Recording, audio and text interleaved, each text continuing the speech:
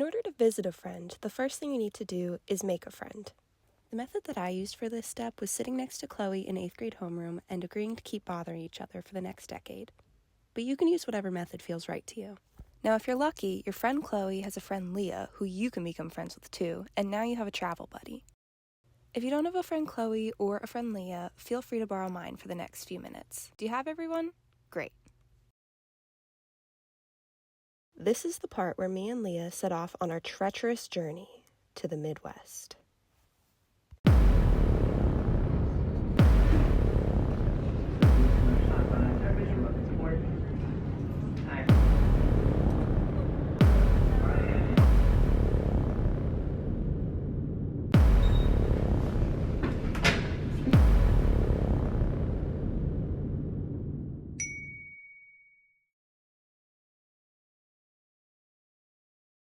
Walking to Chloe's apartment was a pretty cool experience because it was like unlocking a new door in a house that you've lived in for your whole life.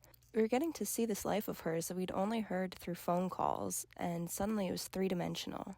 A lot of the apartment reflected her new home with some school spirit, but there were also these pictures for the places each of her roommates grew up. And I realized that to her school friends, I had also been some far-off, two-dimensional part of Chloe's life. Until now. They were so welcoming. They made us pancakes so that we could fuel up for our big day of all things Wisconsin. We warmed up with some coffee and a Wisconsin exclusive beer before we hit the bar, Brats.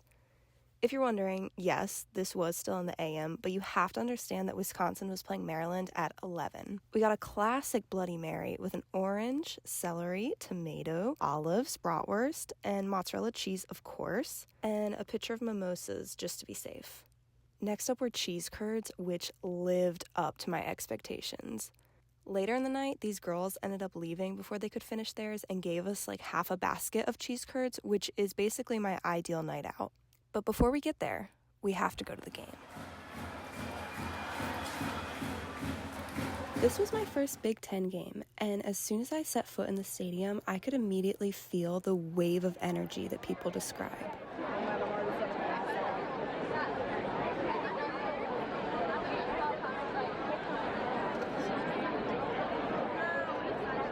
At this point, the beer, Bloody Mary, and mimosas were all kicking in, so this is honestly pretty accurate to my recollection, but I definitely remember jumping around at the end of the third quarter like they do every game.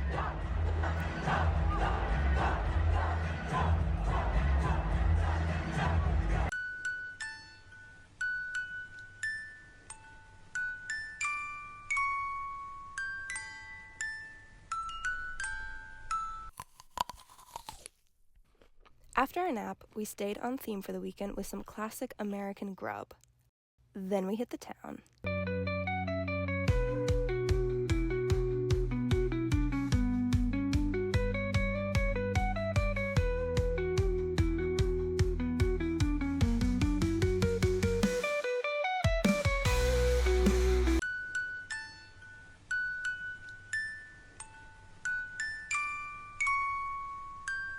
For our last day, we went back to our high school cross-country roots and went for a run. This was actually something we were the most excited for. You see, as Chloe's loyal Strava followers, we had been seeing her usual 5-mile loop around the lake pop up every day for the past year. But today, we got to see it in person, turning our 2D picture of her life into 3 dimensions in a pretty literal way. After our run, we were essentially starved, so we went down to Vintage for brunch. Since we're such good friends, we all ordered the exact same thing, but Leah did mix it up and get the pumpkin cold brew, which I wish I got. It looked amazing. Ironically, we saved the tour of campus for our last activity. Chloe showed us the place she actually spends the most amount of time when she's at school, which is the nursing building and the hospital. We got to see the room where she had her white coat ceremony, and even though we weren't there for the ceremony itself, it felt pretty special to be in the room where she reached such a big accomplishment. We wrapped it up with a walk through the Arboretum, and then it was time to say goodbye. After all of our fun, Chloe drove us back to the airport, and we flew back to our own lives. The more you grow in your own life, the more planning, traveling, and spending that it takes to piece together just a couple of days to see what an old friend is up to. But in those days, you get to glimpse into an entire life that your friend has built. And in that way, we all get to visit a sliver of thousands of possible lives. As long as we remember to visit our friends.